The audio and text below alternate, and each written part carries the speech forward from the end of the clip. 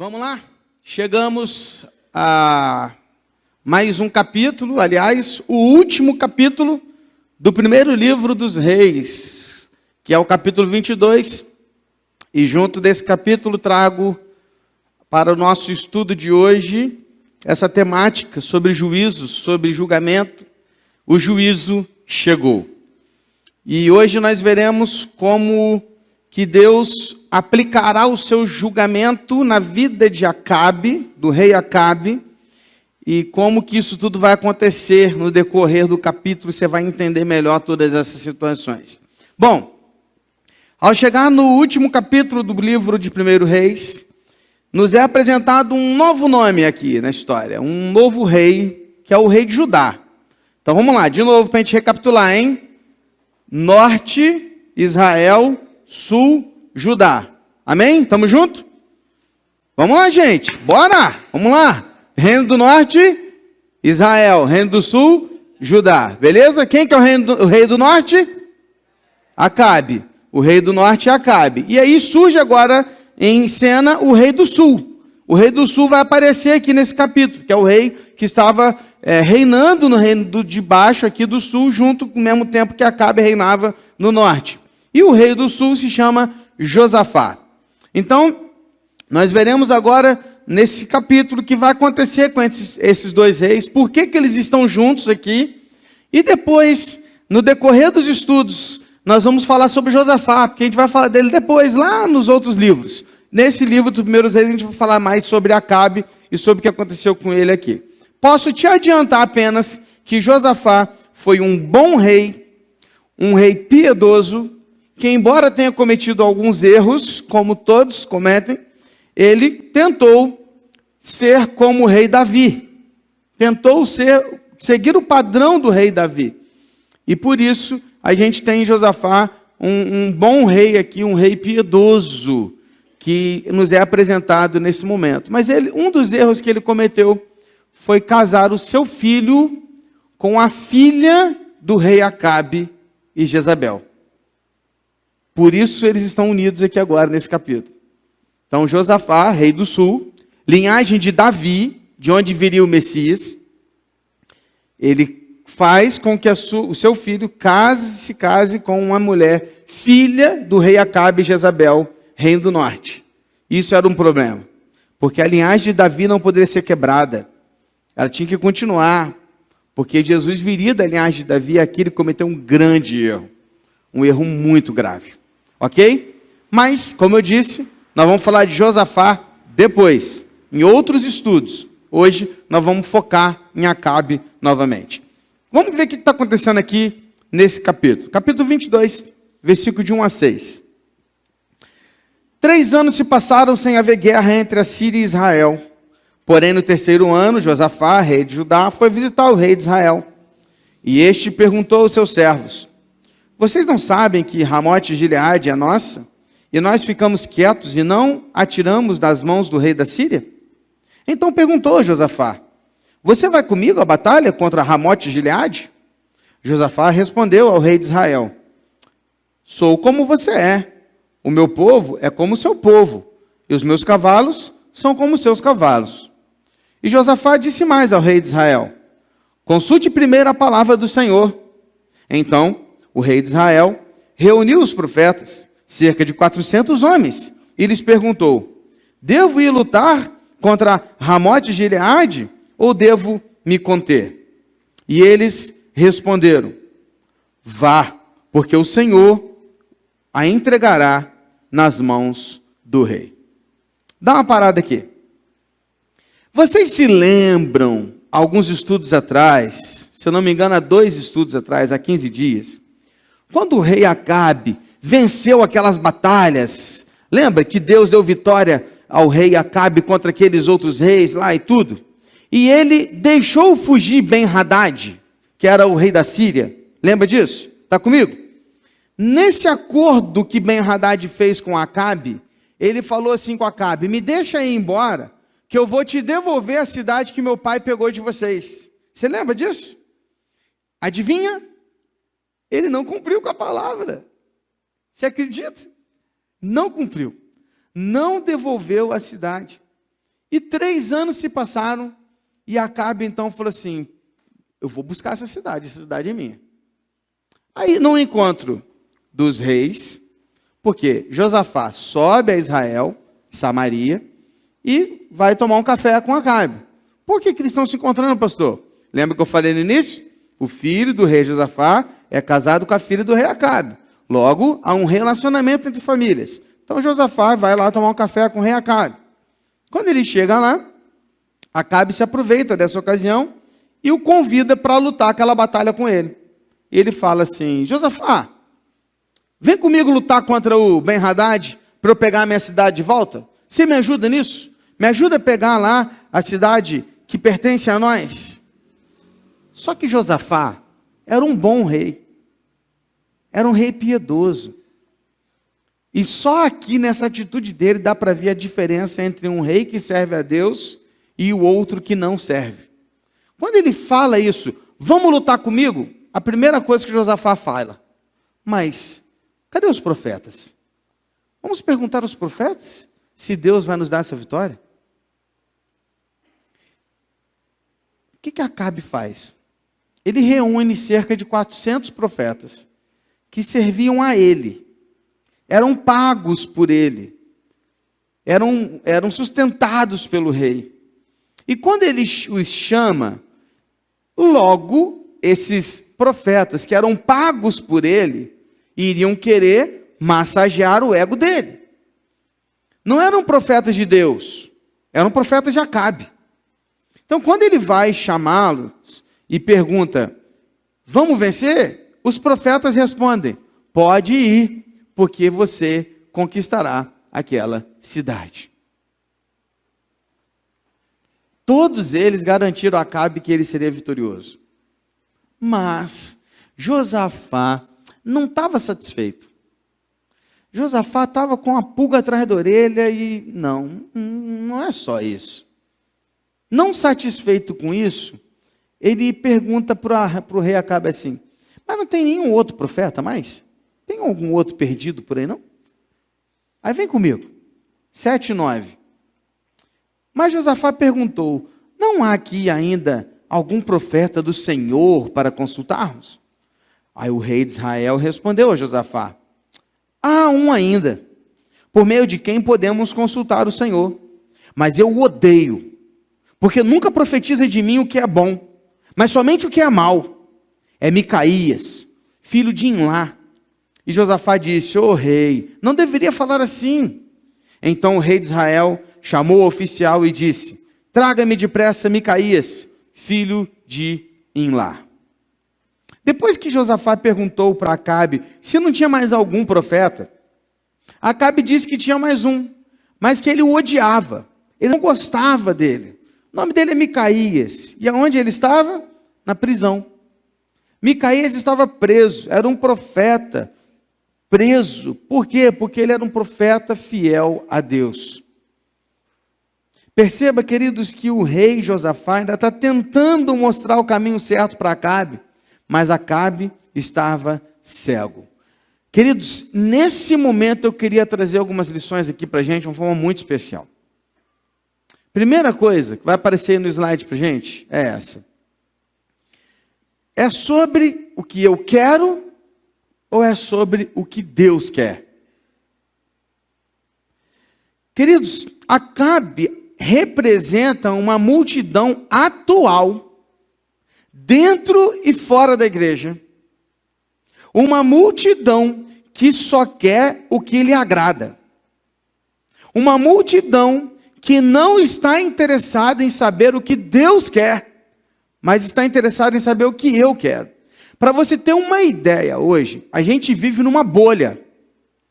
É uma bolha tão grande que, por exemplo, as redes sociais onde nós acessamos, elas são feitas para a gente assistir e encontrar aquilo que a gente se interessa. Não é o lugar onde tem tudo, não. É onde tem aquelas pessoas que pensam como eu, que têm uma ideia, uma cabeça parecida com a minha. Então eu começo a viver naquela bolha. E eu começo a acreditar que todo mundo é igual aquilo ali que eu tenho visto na rede social. Por quê? Porque na verdade ali não está o que existe, está o que eu quero. Quando eu penso, queridos, também na igreja, nossa vida com Cristo, nossa vida pessoal, a gente também pode transmitir essa mesma ideia para o nosso dia a dia. Perceba, queridos, que haviam 400 profetas que falaram o que ele queria ouvir, e tinha um profeta que falava o que Deus queria falar. E aonde estava esse profeta? Na prisão. Na prisão. Por quê? Porque Acabe, ele queria ao seu redor pessoas que falavam para ele o que ele queria ouvir, não o que Deus queria que ele soubesse. Queridos, presta atenção. Muitas vezes nós estamos igual a Acabe. Não estamos interessados em ouvir o que Deus quer que a gente ouça. Estamos interessados apenas em ouvir aquilo que a gente quer. Aí, quais aspectos dessa lição? Próximo slide, por favor. Sempre haverá mais pessoas falando o que queremos ouvir e massageando o nosso ego, que pessoas falando a verdade, custe o que custar. Eram 400 profetas falando para ele o que ele queria ouvir, e um profeta falando a verdade, custando a prisão dele. Sabe por quê? Porque é mais cômodo estar na multidão. É mais fácil estar no meio dos 400. A multidão nos atrai, sabe por quê? Porque lá é fácil viver. Lá a gente se perde no meio de todos. O sacrifício é menor para aqueles que estão na multidão. Pega um exemplo de Sadraque, Mesaque e Abednego. Diante daquela multidão que estavam ajoelhados diante daquela estátua que o rei Nabucodonosor havia feito. Todos estavam ajoelhados. O que era mais fácil, irmãos? Estar ajoelhado. Porque ajoelhado a gente fica igual. A gente é cômodo, fica cômodo ajoelhar diante da estátua. Mas aqueles 3 amigos não se prostraram. E eles se destacaram. Eles se sacrificaram. Houve um sacrifício. O sacrifício foi tal que eles foram colocados numa fornalha ardente. E o rei ainda chegou para eles e falou assim: olha, eu vou dar mais uma chance para vocês. Vou fazer de novo, vou tocar de novo a trombeta, a bateria, a guitarra, tudo aí. Se você, mais uma chance de você se ajoelhar. E eles falaram o quê? Rei, nós não vamos nos ajoelhar. E se a gente morrer, está tudo bem. E se Deus quiser nos livrar, também está tudo bem. Mas a gente não vai se prostrar com a multidão. Queridos, poucos são aqueles que estão dispostos a servir a Deus de verdade. Porque servir a Deus de verdade requer tempo de estudo bíblico, aprendizado, dedicação, devocional. É por isso que é mais fácil viver de conferência a conferência, de congresso a congresso. É por isso que no aniversário da igreja bomba, lota, enche, porque tem orquestra, porque tem coral, porque tem pastor de fora, porque tem bolo, porque tem cachorro quente, e a igreja lota. Por quê? Porque estar na multidão é cômodo. Difícil é estar aqui na quarta-feira, difícil é estar aqui no culto de oração, difícil é estar aqui na escola bíblica dominical. Difícil é ser aquele que se sacrifica para chegar mais cedo, para estar no ministério qual ele se dedicou a ficar. Por quê? Porque estar na multidão é cômodo. É cômodo vir domingo à noite, entrar às 7h10, sair às 8:45 e sair para aquele portão e ir embora. É cômodo.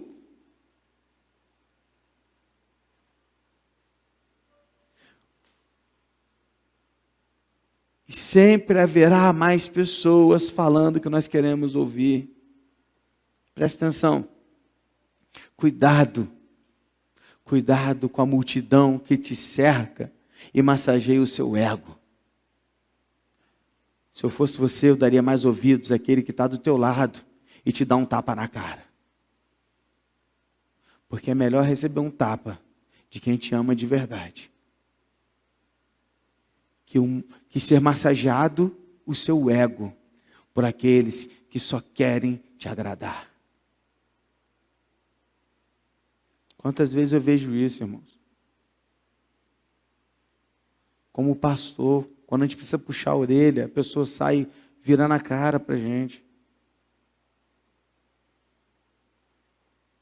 Por quê? Porque dificilmente as pessoas querem ouvir a verdade. As pessoas querem ouvir o que elas querem, não o que Deus quer. Aí o que acontece? Uma outra lição dentro disso, é a próxima slide, por favor, Pedro. Geralmente, selecionamos o que ouvir e ler a partir do que queremos, não do que Deus quer. Por isso que a gente tem caixinha de promessas. Porque é melhor pegar uma promessa todo dia e ler, que ler aqueles textos que nos confrontam.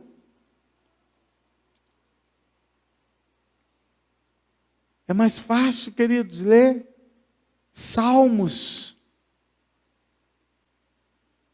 que ler Efésios, que ler Romanos, Gálatas, como nós estamos fazendo aqui aos domingos. Sabe por quê? Porque geralmente a gente seleciona o que quer ouvir e ler a partir do que a gente quer, e não do que Deus quer. Pode perceber, irmãos, nós queremos um Deus que não nos confronte, que não nos questione, porque na verdade nós queremos ser o nosso próprio Deus. Semana passada aí eu vi um vídeo da Xuxa, conversando com um certo pregador, ou um pastor aí, eu não sei quem que é não. Um cara aí que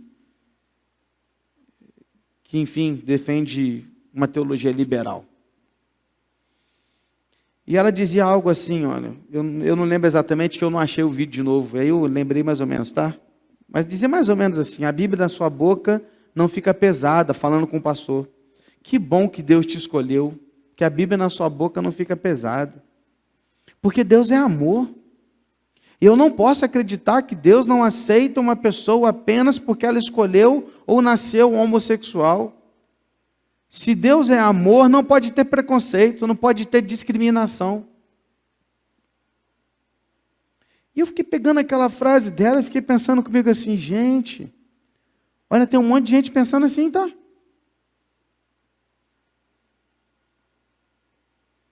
Tem um monte de gente que pensa assim, que Deus é amor e que não pode... Não, gente, tem que aceitar e está tudo bem. Deus é amor, Deus ama todos e ama as escolhas deles. E Deus, como eu posso crer num Deus que é amor, se um Deus que não me aceita como eu sou? Eu fiquei pensando, qual o problema de pensar assim?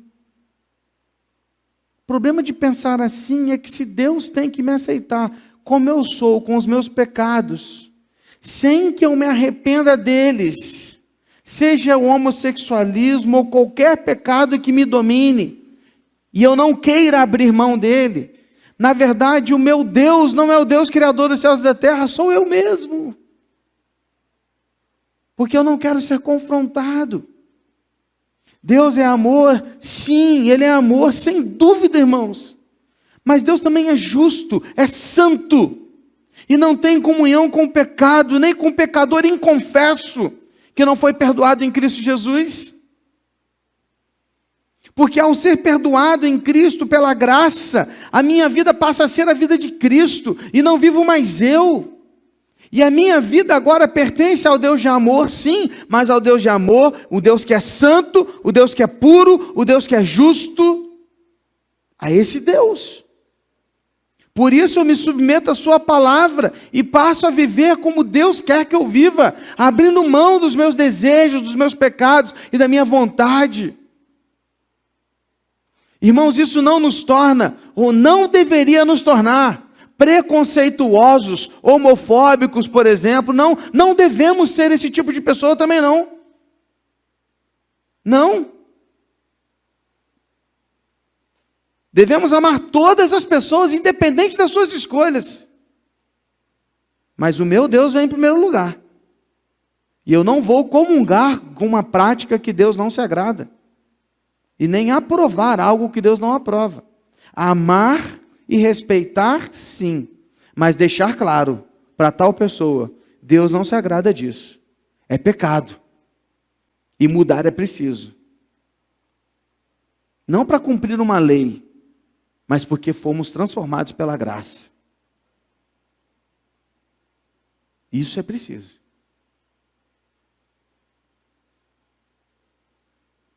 Eu me pergunto, quantas vezes nós estamos comungando de práticas pecaminosas, fazendo vista grossa, na desculpa do amor. Amar é uma coisa. Comungar com o pecado é outra.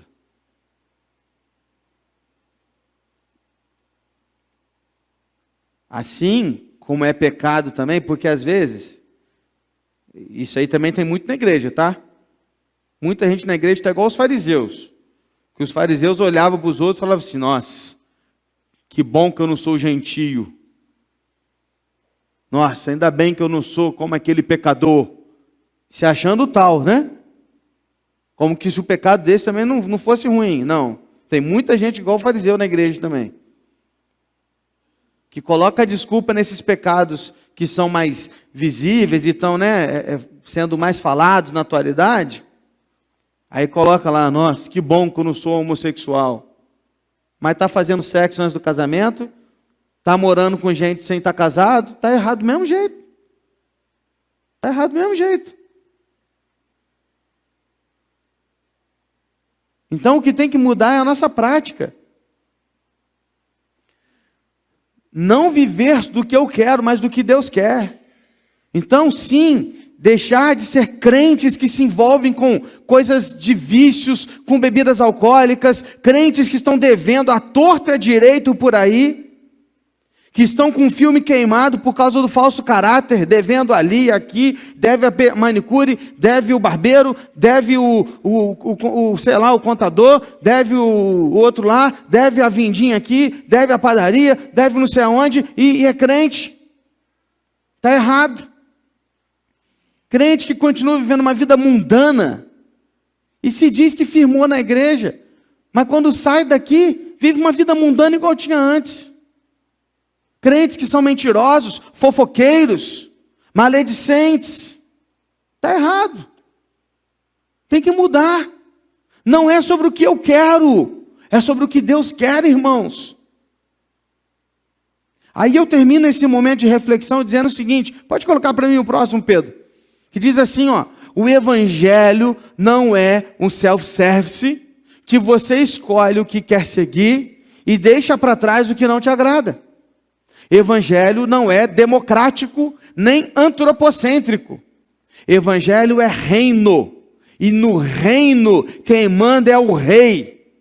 Por isso o evangelho é cristocêntrico. Não se trata do que queremos, e sim do que Deus quer.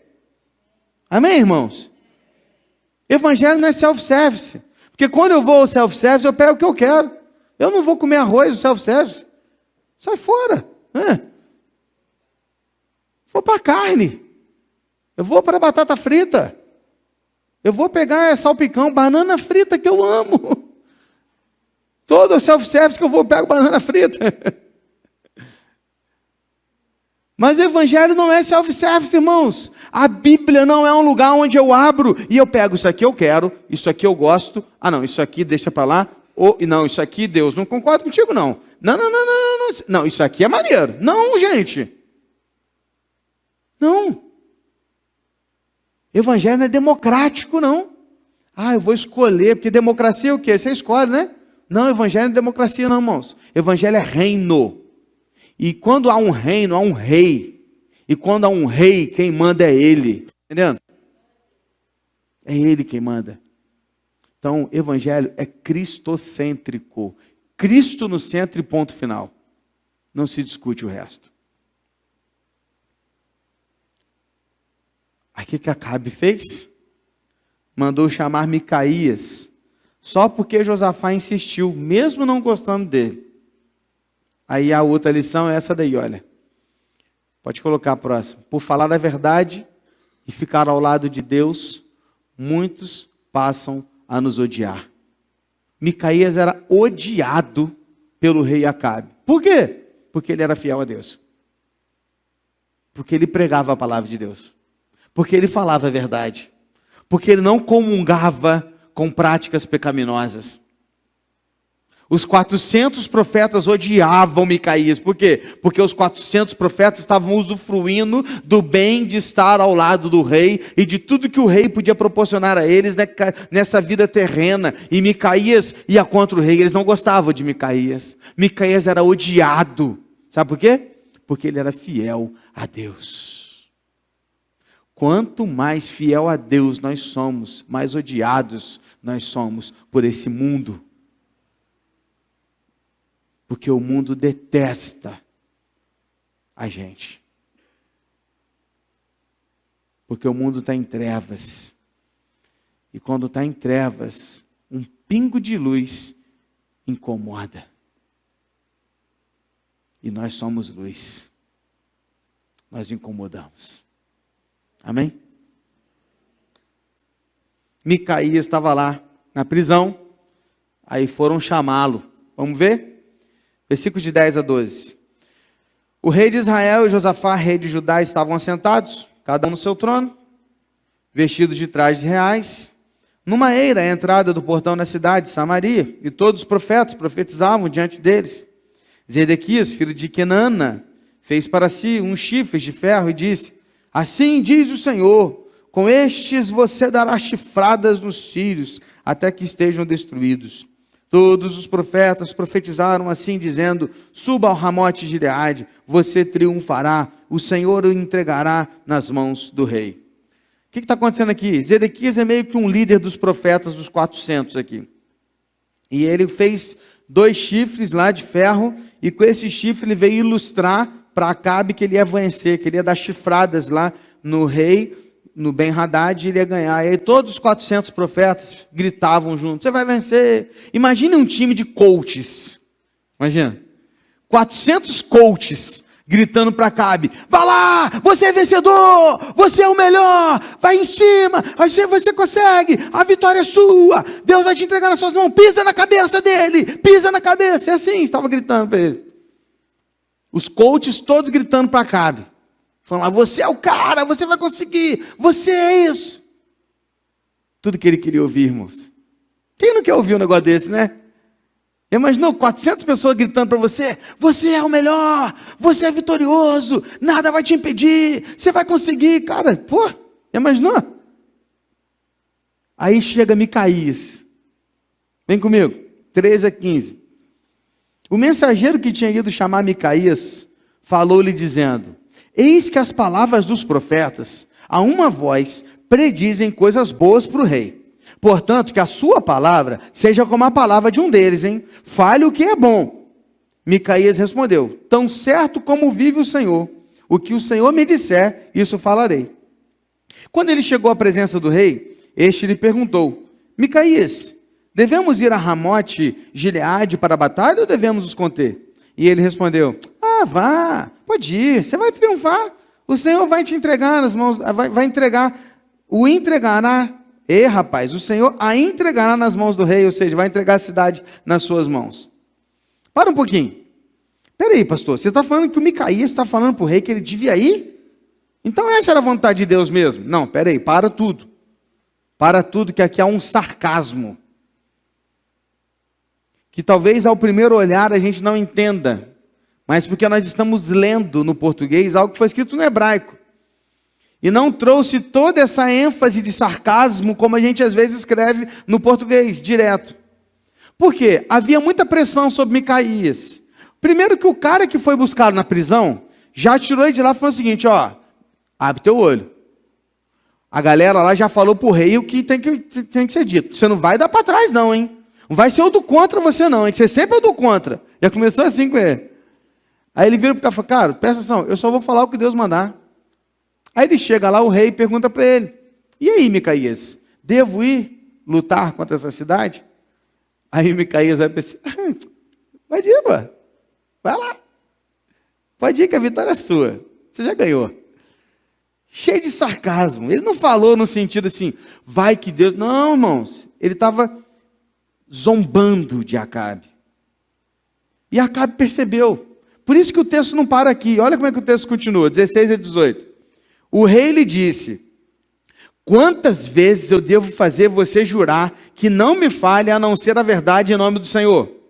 Então Micaías disse: eu vi todo Israel disperso pelos montes, como ovelhas que não têm pastor. E o Senhor Deus disse: estes não têm dono, que cada um volte em paz para sua casa. Então o rei de Israel disse a Josafá: eu não te disse que ao meu respeito ele não profetiza o que é bom, mas somente o que é mal? Agora sim, Micaías foi questionado pelo rei Acabe a deixar o sarcasmo de lado e falar a verdade. E ele diz então: olha, eu tive uma visão. Ele vai falar de duas visões. A primeira é essa. E que visão é essa? Eu vi Israel como um rebanho sem pastor. O que isso significa? Um povo sem líder, sem rei. E como eles estavam sem pastor, começaram a voltar cada um para sua casa. Naquela hora, o rei Acabe entendeu que aquela profecia, aquela revelação, aquela visão mostrava ele morto, que ele morreria, que ele não sairia daquela situação vivo, porque o povo ficaria sem pastor, ou seja, o povo ficaria sem rei. E isso o irritou tanto, que ele gritou com Josafá: eu te falei que esse homem não fala nada de bom para mim, eu te falei. E ele então continuou, vem comigo, 19 adiante. E Micaías prosseguiu: portanto, ouça a palavra do Senhor. Vi o Senhor assentado no seu trono, e todo o exército do céu estava junto dele, à sua direita e à sua esquerda. Então o Senhor perguntou: quem enganará Acabe para que vá e seja morto em Ramote-Gileade? E um dizia uma coisa, e outro dizia outra coisa. Então um espírito saiu, se apresentou diante do Senhor e disse: eu o enganarei. E o Senhor perguntou: como? E ele respondeu: sairei e serei um espírito mentiroso na boca de todos os profetas do rei. Então o Senhor disse: você conseguirá enganá-lo, vá e faça assim. E agora, eis que o Senhor pôs esse espírito mentiroso na boca de todos os seus profetas, e o Senhor declarou que um mal vai lhe acontecer. Irmãos, antes de eu continuar, isso aqui é uma visão, tá? Não significa que isso aconteceu literalmente. É uma visão, um sonho que ele teve para contar isso, é uma ilustração, tá? Ele está ilustrando para o rei. Deus não precisa perguntar quem vai fazer alguma coisa, ele manda. Então isso aqui é só para ilustrar para o rei, para que ele ficasse sabendo o seguinte: virá um anjo dos céus e se apossará dos seus profetas para te enganar, para você acreditar que eu estou contigo. É essa a ideia, tá? Para que ele pudesse ser julgado então. Continua o texto comigo. Então Zedequias, filho de Quenana, chegou, deu uma bofetada em Micaías e perguntou: por onde é que passou o Espírito do Senhor a sair de mim para falar com você? E Micaías respondeu: eis que você o verá no dia em que estiver correndo de quarto em quarto, tentando se esconder. Então o rei de Israel disse: prenda Micaías, leve-o de volta a Amon, governador da cidade, e a Joás, filho do rei, e diga: assim diz o rei, metam este homem na cadeia e ponham a pão e água, até que eu volte em paz. E Micaías disse: se o rei de fato voltar em paz, é porque o Senhor não falou por meio de mim. E acrescentou: que todos os povos ouçam isto. A segunda visão é essa, e explicava como a morte de Acabe aconteceria. Um espírito mentiroso daria a Acabe a falsa segurança para ele entrar naquela batalha. Irmãos, Acabe sempre foi um mentiroso inveterado, e o Senhor o tratou como tal. Deus não mentiu para Acabe, muito pelo contrário. Micaías deixou claro para ele aqui, dizendo o seguinte: ó, você vai morrer lá. Está claro para ele. Está claro. Deus não escondeu isso dele. Mas ele foi enganado por ele mesmo, pelos seus profetas, pelo seu desejo do coração. Perceba uma coisa: Deus nunca nos engana. Quem nos engana somos nós mesmos, o inimigo e as tentações. Mas Deus não. Deus nos mostra a verdade. Ele mostrou a verdade ou não mostrou para Acabe? Micaías está aqui mostrando para ele, ó, é isso que está acontecendo, você vai mesmo? Ele não tinha um porquê dizer que Deus o tinha colocado naquela situação. Ele mesmo se colocou naquela situação. Depois dessa ilustração, dessa visão, de novo, repito, isso não aconteceu literalmente, é uma visão para explicar uma atitude de Deus, tá? Uma visão. Zedequias, o chefe dos profetas, deu um tapão em Micaías, lembra que eu te falei? Melhor ouvir quem te dá um tapa. O cara tomou um tapa, porque ele era o verdadeiro, estava falando a verdade. E muitas vezes, aqueles que nós alertamos se voltam contra nós. Muitas vezes. É a próxima lição que eu coloquei aqui para você, uma frase que diz assim, olha, pode colocar aí, Pedro.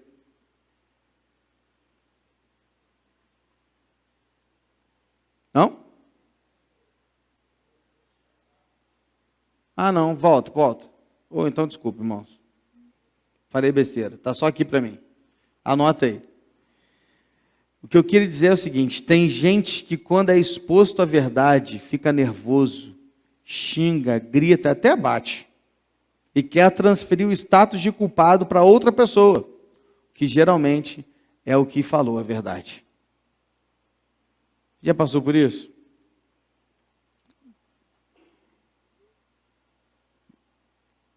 Eu já passei, inclusive, não muito tempo atrás, por alertar, por falar, e depois as coisas mudaram, a pessoa se voltou contra mim, como que se eu fosse o culpado,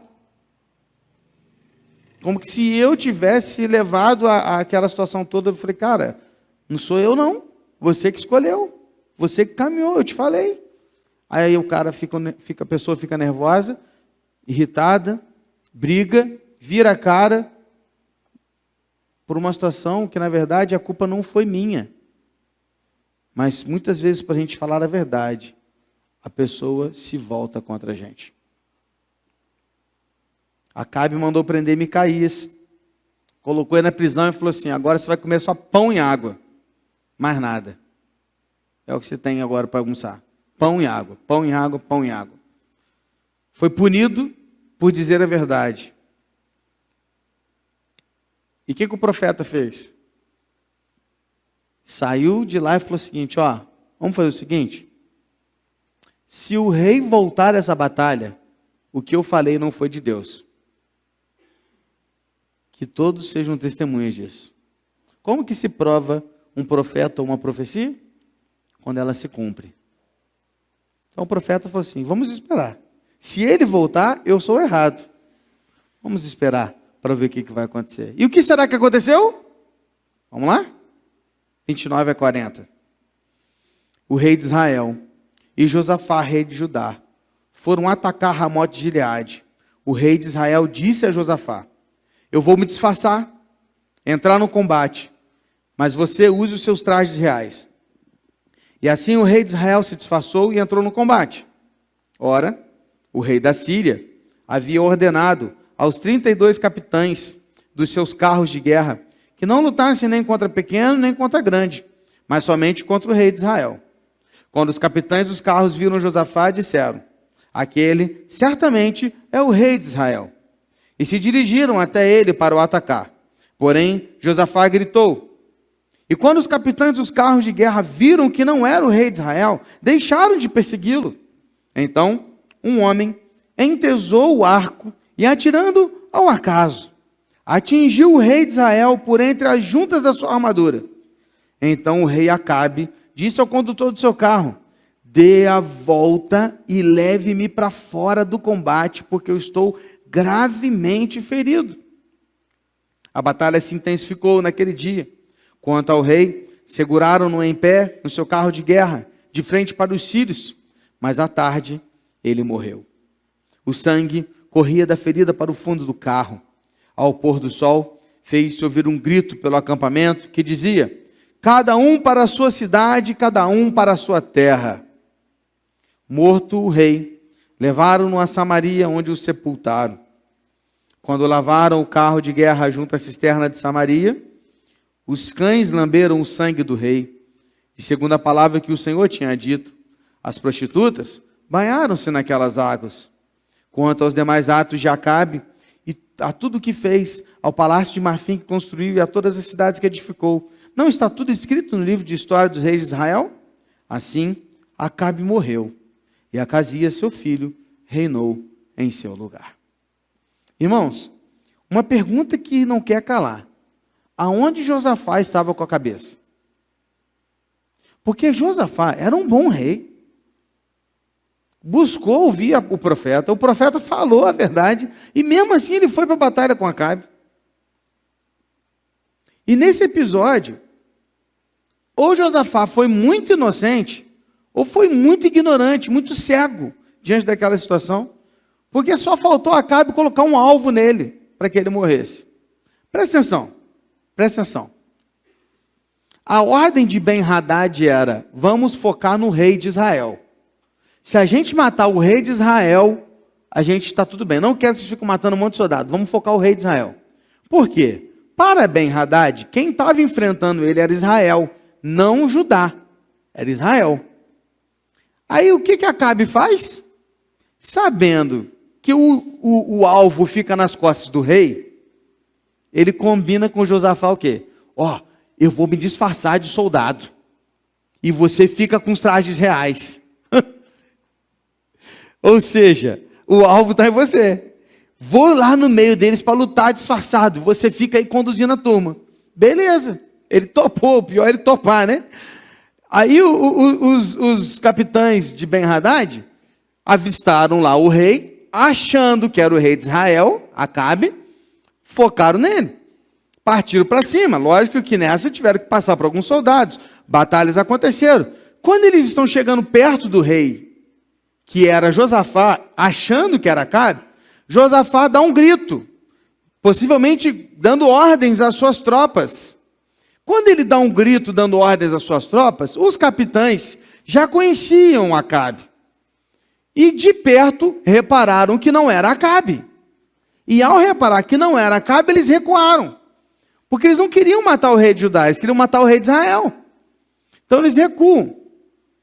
Nessa de recuar, um dos arqueiros lá solta uma flecha. Ao acaso, irmãos. Adivinha onde a flecha caiu? No rei Acabe, que estava disfarçado de soldado. Entre aquelas couraças, elas não são inteiriças, elas são meio que couros, assim, entrelaçados. Entrou exatamente aonde? Numa dessas frestas que tem da armadura. Pegou o rei ali, o rei começou a sangrar, ele possivelmente, o texto diz isso, ele estava num carro de guerra. O que é um carro de guerra? É o filme do Ben-Hur, tem que imaginar, um cavalo à frente, uma carroça. Então ele estava naquela carroça, ele fala com o condutor, volta que deu ruim, estou sangrando, estou ferido, volta. E ele volta. Só que ao retornar, eles param num lugar onde eles seguram o rei Acabe em pé, para mostrar que ele ainda está vivo, como que para animar o pessoal. Só que ele sangra até a morte. Morrendo, eles o largam no carro. Quando ele morre, houve-se um grito no arraial dos soldados, dizendo, cada um para sua casa. Lembra da visão? Um rebanho com ovelhas sem pastor, cada um voltando para suas casas. Acontece exatamente o que Deus havia dito. Eles pegam o corpo de Acabe, voltam para Samaria, pela misericórdia de Deus, porque Deus havia primeiro dito que o corpo dele seria comido pelos cães, lembra disso? Mas depois no finalzinho do texto, você lembra que Deus ainda agiu com misericórdia? Depois fala que Deus não é bom, Deus tem misericórdia de Acabe, irmãos, E aí ele teve misericórdia, deixou ele ser sepultado ainda, foi sepultado. Mas ao lavar o carro, os soldados tiraram o carro para lavá-lo, foram até um tipo de açude, uma cisterna, e começaram a lavar. O sangue derramado de Acabe foi lambido pelos cães, e aí cumpre-se a promessa, E naquele lugar onde lavou-se o carro de Acabe e o seu sangue foi derramado, era o lugar onde as prostitutas se lavavam. Isso foi só trazendo desonra e mais desonra ao rei Acabe. Acabe morre, Josafá volta para Judá, e o filho de Acabe, chamado Acasias, passa a reinar sobre Israel. O restante do texto eu não vou ler, mas o texto já diz aí que ele reinou apenas por 2 anos. Embora o primeiro capítulo de 2 Reis nós vamos falar de Acasias e de Elias, nós vamos voltar a falar de Elias daqui a pouco. Mas já diz aqui, já adianta, que Acasias ele reinou por apenas 2 anos. E Acasias, segundo o texto, deu continuidade ao modo de vida perverso do seu pai e da sua mãe Jezabel. Que terrível, né? O exemplo do pai, como é que fica, olha. Geralmente, filhos sobem ao nível espiritual do pai ou descem ao nível espiritual do pai. Porque pais e mães são exemplos para os seus filhos. Fechando aqui, uma lição final. Pode pôr o próximo agora, né, Pedro? Aí, garoto. Podemos até nos disfarçar, mas Deus sabe quem somos e onde estamos. Quem morreria naquele dia seria o rei de Israel. Vestido de rei ou vestido de soldado, não importa. Deus sabia onde ele estava. Deus sabia quem ele era. Não finja ser quem você não é. Apenas saiba que Deus te conhece. E ao nos conhecer, Deus nos exorta e nos orienta. Por isso, queridos, é tempo de ouvir a voz de Deus. De não buscar o que queremos, mas buscar o que Deus quer. Essa deve ser a nossa vontade. Cumprir a vontade de Deus. No fim das contas, o profeta Micaías, que comia pão e água na prisão, estava certo. Por quê? Porque foi o único que se submeteu a Deus. Não se submeteu à multidão, se submeteu a Deus. Aí você me diz, quem tem mais sucesso nessa história? O rei, que se vestia com vestes reais? Ou o prisioneiro, que comia pão e água? O prisioneiro. Porque por mais que ele estivesse na prisão, ele estava cumprindo a vontade de Deus. Sucesso não tem que ver com status, com quem somos ou com quem caminhamos. Sucesso tem que ver em obedecer a Deus, ser fiel a Ele, custe o que custar. Isso é sucesso. Não os dos coaches.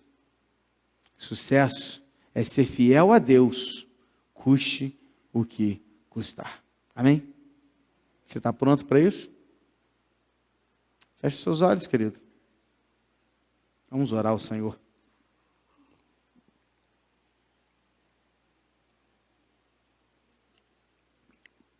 Quem é você nessa história toda? Com quem mais você se parece? Com Acabe, que só queria que seu ego fosse massageado, só queria ouvir o que lhe agradava? Ou com Micaías, que estava pronto para se posicionar contra toda uma multidão, mas sendo fiel a Deus? Isso custa. Tem sacrifício. Mas o sucesso está em servir a Deus. Não em ter uma vida boa nessa terra, mas em ser fiel a Deus, custe o que custar. Querido Deus, ajude-nos a não nos esconder nos nossos prazeres, nas nossas vontades, no nosso egoísmo. Ajuda-nos, Deus, a não querer buscar apenas a nossa própria vontade, o nosso próprio eu, querendo nos satisfazer em tudo e em todo o tempo, mas que o Senhor nos ajude, Deus, a seguir a tua vontade, a fazer o teu querer. Porque o que nós queremos, Deus, é seguir a tua palavra, ser fiel a ti, custe o que custar. Mesmo que seja preciso ficar numa prisão, comendo pão e água, como Micaías ficou. Mas é melhor uma prisão com o Senhor que um palácio sem ti. Por isso, Deus, o que nós queremos nessa noite é que o Senhor nos leve à tua presença de forma tal que estejamos prontos a te ouvir e a te obedecer. Em nome de Jesus. E que agora, que o amor de Deus o Pai, a graça e Salvador do nosso Senhor e Salvador Jesus Cristo, a comunhão e a consolação do Santo Espírito de Deus, esteja presente com todo o seu povo na face da terra, mas em muito particular, com os Micaías aqui deste lugar, agora e para todos sempre. Amém, Senhor. Que Deus abençoe grandemente a sua vida. Estamos encerrando o culto dessa noite e até na próxima quarta, onde entraremos no segundo livro dos Reis. Deus assim nos abençoe.